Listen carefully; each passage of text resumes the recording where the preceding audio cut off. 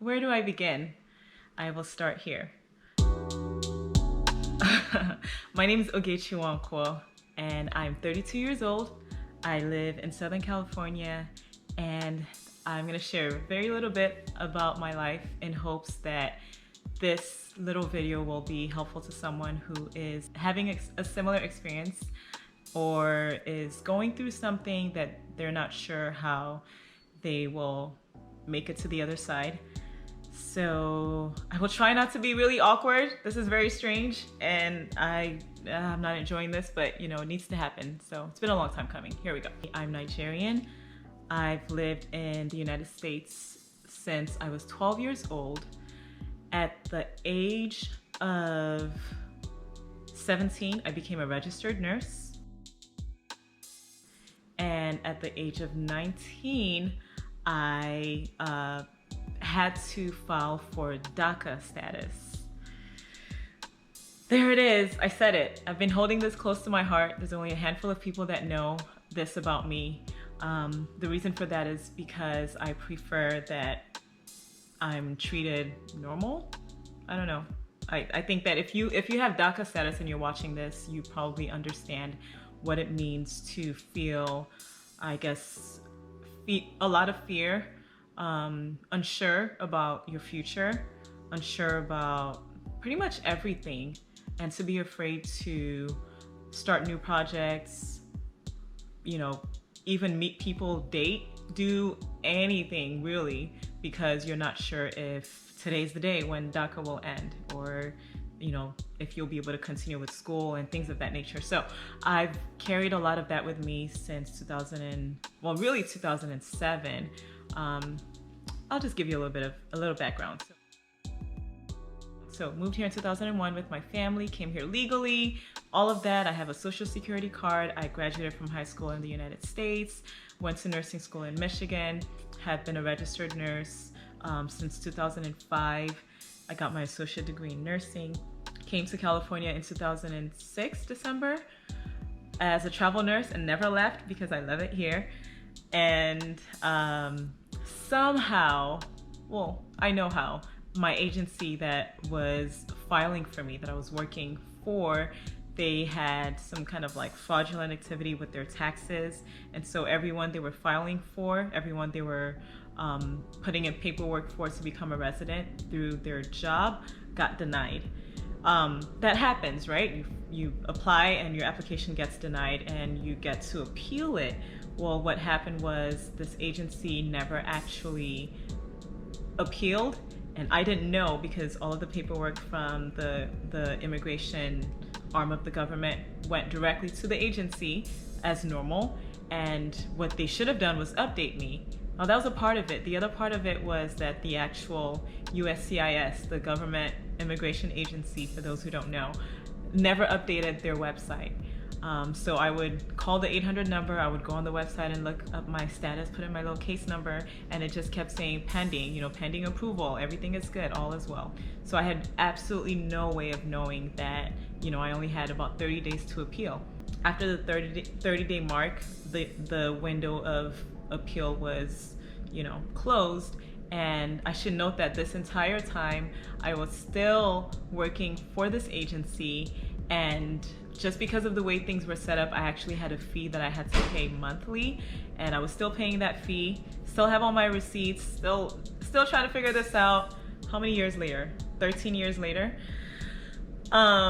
Anyway, after several months, I thought it was really strange that it kept saying, not several months, I think it was like 3-4 months. I thought it was strange that it kept saying pending, pending, pending. And I remember asking the boss, like, yo, what's up? Typically by now I should have something saying either, your application was approved, or we need more paperwork or something. And, I was lied to. I had no idea what was going on.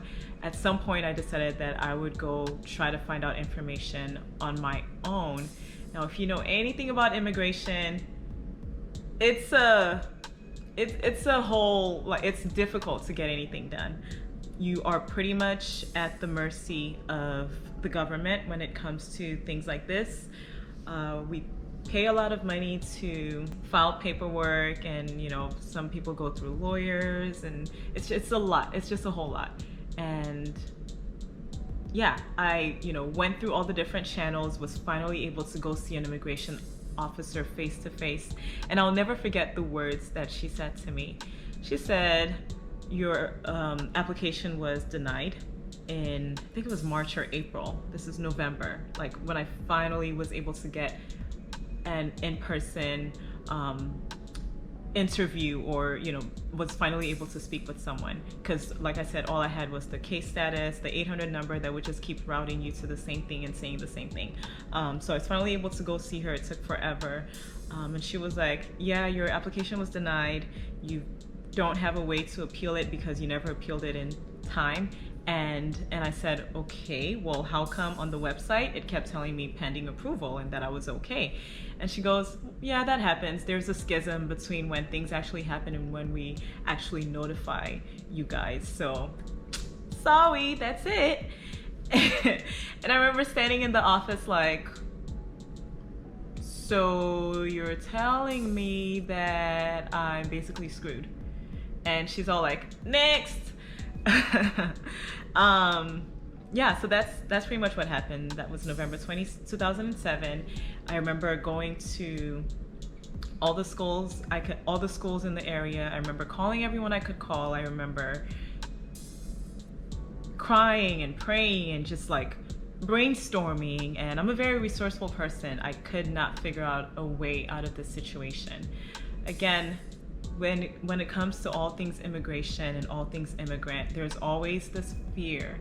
There's always this sense of shame, that the way the United States system, and honestly some of the citizens are set up, being an immigrant, it's almost like this stain on you, as though you don't have a right to live and breathe freely like everyone else, as though there aren't tons of immigrants in Nigeria, which is where I come from, as though people shouldn't be able to, I don't know, just live and breathe and do things when they are doing things the right way. I'm really trying to be careful about my words. So anyway, yeah, that was 2007. I fell into this hole of spending a lot of money, going to different lawyers, trying to fight this, and all to no avail.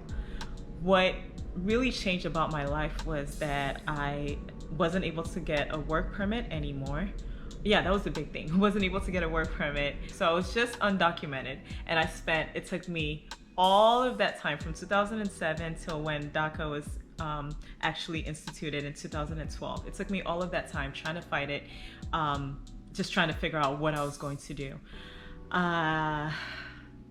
Yeah, it's a lot of years to kind of condense into one sentence, and I'm actually choosing not to go over everything that happened in that time because it was just really, really tough. So 2013 is when I actually got my DACA status, applied in 2012 when it became available, and so it afforded me the ability to have a work permit. Always had a social security card, always filed my taxes, always did everything to the letter of the law, just wasn't able to work. I was able to take classes, but because I wasn't able to work, I was just kind of doing like little things on the side. It took me 7 years, 2007 to 2014, to actually finish my bachelor's degree. I was using my credit card while also supporting my siblings and my mom, who were all in school. Yeah, my younger sister was actually able to obtain a pharmacy degree in that period. And my older sister and I supporting, even though I didn't have legal status. Whew. So 2013, I was able to get DACA. In that same year, the moment I had my work permit, I applied to work, got a full-time job as a nurse, because I had been, still keeping up with my skills, still doing jobs on the side, never lied about my status. There's no way to lie about your status, but I would apply for jobs that would let me work with a social security number, like I said, doing little registry things on the side. It was rough times. But yeah, that year I, got a full-time job and was finally able to purchase a car. Thank you to the bus system and to friends who gave me rides. And when I think about it, I don't even know how I was able to do so much all of those years. Like, nobody knew my status. No one knew what was happening, or the fact that wasn't really working. But we would still have Friday night fellowship, still find a way to get food for everyone and feed people and have Bible studies and have parties at my apartment and pool parties and just like was like this cool kid. Meanwhile, you ain't got 2 pennies to rub together. I don't even know. Made it work somehow. My sister and I, my older sister and I, lived together, and we figured things out. So I was just determined to like live this regular life and just, I don't know, somehow make it through. So got DACA 2013, got a full-time job, was able to purchase a car. Somehow my credit was great. And then I decided, you know what? I want to buy a house. So literally all of this happened in 2013. And if you can remember to the beginning of the video where I said that I was sharing this because I want to encourage someone, if you are watching this and you're under DACA and you've heard all the no's that I've heard, everything was pretty much absolutely not. No, you can't buy a car. What is DACA? We don't know what that is. What, you're gonna buy a house? Absolutely not. You want to go to school? I don't know about that. I remember walking like, I don't know, 5 miles on a very, very hot day to the bank because I needed to get like something signed off, and there was a deadline. And I mean, I'm stubborn, but I was just insistent on, no, I'm going to, things are gonna work out for me.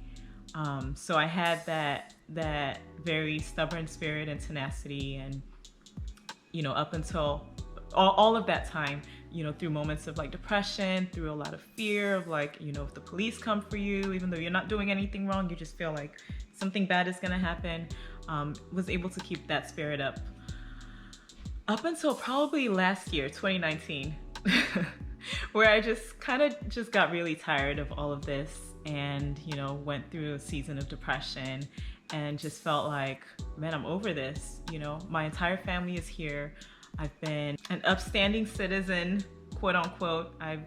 Feel like I'm not doing everything right, but trying really, really hard to do things well, trying hard to fight and apply for things and fight for others and all of that, and just kind of felt like nothing was working out. So I'll tell you about 2013 to 2019 real quick. So 2014, I finally got my bachelor's degree in nursing. The reason why this was so important is because were I to have to move back to Nigeria or move to any country, I would need a bachelor's degree to be a nurse. So up until then, I was like, if I gotta move, I'm gonna be at the mercy of somebody, and that's just something that was completely unacceptable to me. There's no way. I was like, there's no way I'm gonna be able to do that, so I need to get my bachelor's degree. So I got my bachelor's degree, and I was like, whew, thank you, Jesus. Finally, I can, make plans for my life. One of those plans included finally pursuing something that I had been wanting to do my entire life.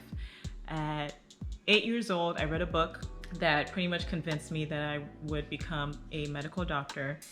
And so that dream had been, just on my heart this entire time. Of course, couldn't afford it. It just wasn't something that I thought was ever going to happen. So come 2014, when I had my bachelor's degree, I was like, okay, maybe I can apply to medical school. But in reality, with DACA, because you have to pay for everything cash or have some kind of a benefactor or have somebody actually, I don't think you can have someone co-sign a loan for DACA. I think that might be for other immigrant status. Anyway, I just knew that there was everything I researched, everything I looked up pretty much told me that there was no way this was going to happen. So what I decided to do was go and get a Doctor of Nursing degree, because my goal has always been to be a healthcare provider in underserved areas. I have very specific plans that God has put on my heart that have never ever left, and I just decided I was going to keep pushing. I went for a Doctor of Nursing degree because I knew that I could go to school online and that I could work while pursuing that goal. So I convinced myself that I wanted to be a clinical nurse specialist, And, and then I was going to school at the University of Missouri online. So I was working full time, at least, and taking these classes, and then also fulfilling my clinical hours. It was a lot of work. I remember, I think it was 2017, I went to Missouri for one of our in-person clinical, I can't remember what it's called, practicum situations. And I remember one day just like sitting, looking at myself in the mirror and thinking, there is no way, like, this is not what you want to do. This is great.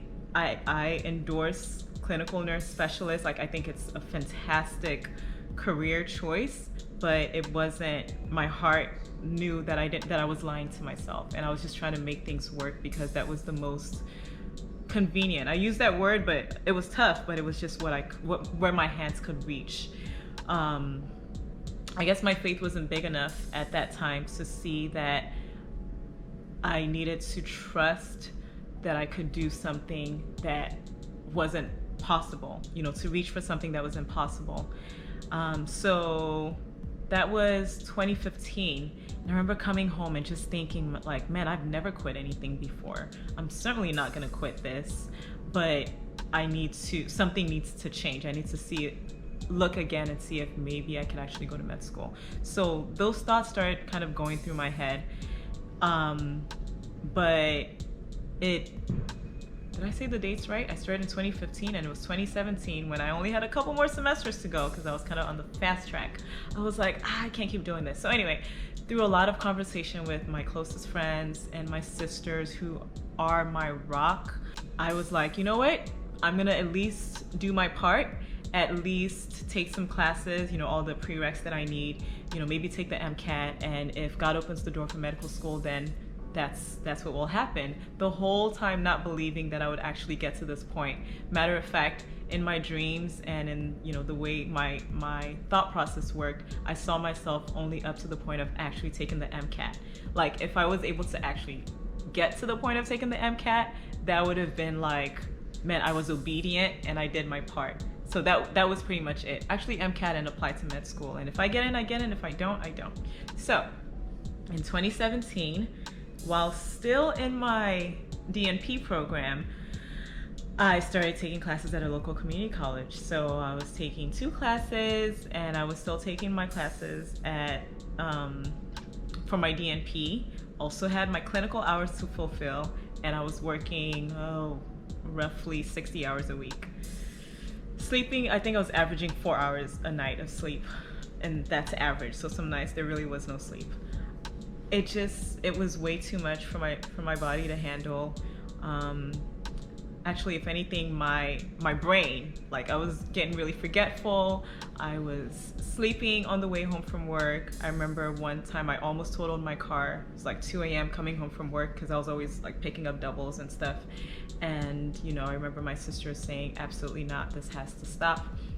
And me being me, I was like, I can figure it out. I can do anything, But anyway, eventually I remember having a conversation with a friend, and in that conversation, in several conversations, I realized that the root of my problem was a lack of trust. I felt that I needed to handle everything on my own. I couldn't see how it would be possible for me to, I guess, get to where I wanted to go, to be able to go to medical school. I couldn't see how I'd be able to go to medical school, period. And so even though I was taking these classes, I was like, well, at the very least, I'm gonna finish my program, my Doctor of Nursing program that I started, so it would afford me more opportunity to, at least get to where I wanna be in life, to serve the way that I felt I needed to serve. And so, through a lot of prayer and frustration and confusion, I said, you know what?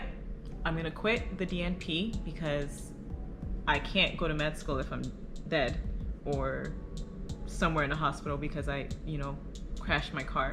So I need to, kind of figure out a way to put my health first. At the time I was 30 years old. No, I was 29. What am I talking about? I was 29, and it was like, girl, no, you just can't handle it no more. So I quit the DNP and decided to just do focus on my prereqs that I was taking at the community college while I was also working. So huge difference in my life. Like, oh sleep, I love you so much. So I was able to finish up my prereqs in May of 2019 and decided one day driving home from school, because that's just how impulsive I am, that I was going to apply to medical school that year and I was going to take the MCAT, and whatever happens, happens. Now let me tell you, that's not the way it works. You know, you gotta prepare, you gotta like study for the MCAT, you gotta like, you know, at least Google what the process is like. But I was just like, nah, that's in the future. I'm not gonna do all that. I'm just gonna take it one day at a time. I'm gonna figure it out, and it's going to happen. Little did I know that studying for the MCAT would be like probably the worst, the worst season. Like, it was horrible. It was so hard, guys. Like, I hated it so much because I was just like, all of that time where it spent like taking these classes in the community college and working so much, I really wasn't absorbing a lot of things. I was just like, you know, doing enough to pass one exam to the next. So I kid you not, like there were so many holes in my knowledge, like so many gaps, I should say, that I was like literally learning, not studying, not brushing up, but like learning everything afresh while trying to prepare for the MCAT. Oh, did I mention that I came home one night and I registered? I clicked on August 30 and I was like, this is when I'm gonna take the MCAT. Meanwhile, it's like May and you don't know anything about anything. Don't do that. Just, why stress yourself? Anyway, eventually I was like, you gotta quit working. You have to focus on this full time. So that's what I did pretty much for most of summer 2019. Took a couple months off of work. I think I took like 9 or 10 weeks off of work and just dedicated it to studying. I was studying, but I was also finishing up my application. I decided that I was going to apply come rain or shine. I decided I wanted to just send my application in. So I submitted my application, then I took the MCAT. Not smart. Applied to 14 different schools, took the MCAT, my score came back. It wasn't a 520. What I really wanted was a 520. I wanted to present a case that was so strong for these schools. Like, look at me. Yeah, I'm a DACA recipient. You know, I am a non-traditional student. I'm not poor. I didn't go to high school in California, which if you at least graduate from high school in California and you're DACA, there are some, you know, things that are available to you.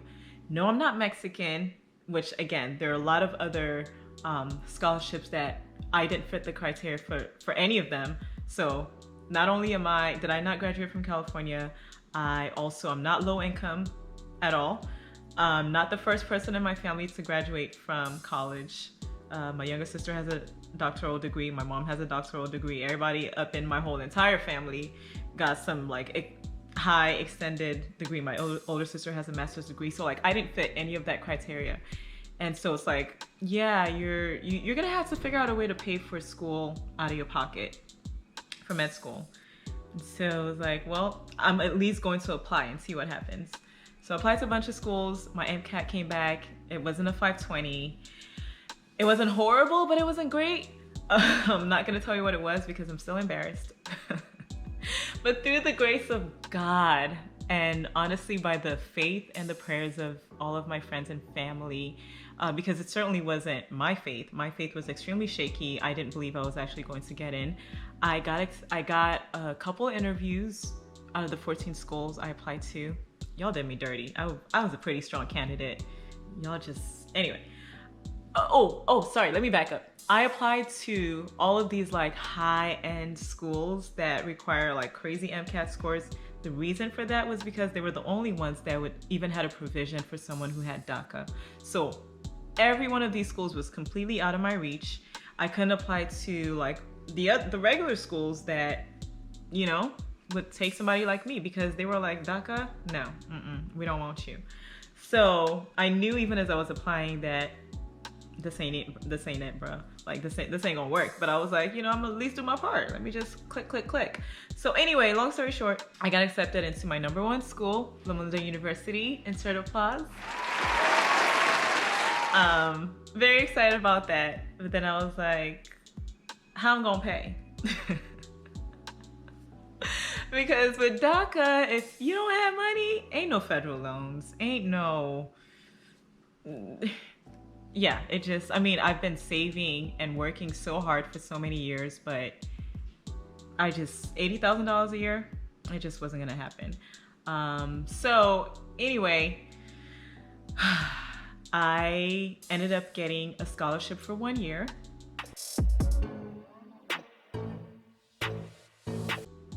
And that is pretty much where I am right now. I start school in, I think, 5 or 6 weeks, something like that.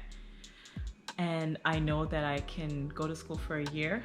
And after that, I don't know what's going to happen. But the whole point of this video is really, one, to give all the praise and the honor to God for getting me here, to just express my gratitude to my friends and my family, especially my sisters, for helping me just not lose my mind through all the ups and downs. And thank you, Loma Linda, for this scholarship. I don't know what's gonna happen come fall or summer 2021, but even just listening to myself as I've shared this has encouraged me and reminded me that anything is possible, and that I wouldn't know that I'd be here if I hadn't tried, if I hadn't kept pushing forward. So if you're listening to this and you're under DACA and you don't know how you're gonna go to school, you don't know if you'll be able to really do anything, keep pushing, keep pressing forward. You're welcome to reach out to me if you have questions. I've been able to honestly do some pretty incredible, pretty difficult things throughout all of this period under DACA. I've challenged a lot of the no's that I've heard, called people back and presented different options. I've been able to purchase 2 houses, found that one mortgage company that was able to give me a mortgage, or allow me to, get a loan. I, have an incredible credit score. I've been able to work. I am blessed beyond measure. I have amazing people in my life, and that's the reason why I'm here today. But if you are, again, unsure and afraid, I want you to know that whatever you're hoping for, whatever you're dreaming about, is possible. It might take forever. It might take a very, very long time. I am, I'm 32. So I'm 17 years out of high school. Never thought it would take me this long to finally be able to start medical school. But it took me this long. Here I am. And I honestly can say now I wouldn't have it any other way. Because any other way, I probably would have made very different choices and wouldn't be able to share this with you today. So let's all stay encouraged. Let's, keep praying and keep fighting for ourselves, for each other. I'm sorry that it's taken me this long to share about my status, because I don't know, I wanted to fit in, or I didn't want to be at the mercy of others. And now that I'm saying it, I'm not at anybody's mercy. I'm still just as strong and as powerful as I've always been. And I'll keep you updated. If I'm able to finish med school, hallelujah. If not, like I said, the goal was to be obedient, to do my part to get here. And now here I am, starting July 2020. I'm gonna be a full-time student. Oh my God. Yeah, that's all I wanted to share. If I missed anything, or if you want to hear more about my story, feel free to hit me up. Please share this with your students, your friends, your coworkers. And if this helps you see people who are undocumented or who are under DACA, or immigrants in general, in a different light, then thank you for sitting through this long video. I really appreciate it. And God bless you all. I'm out.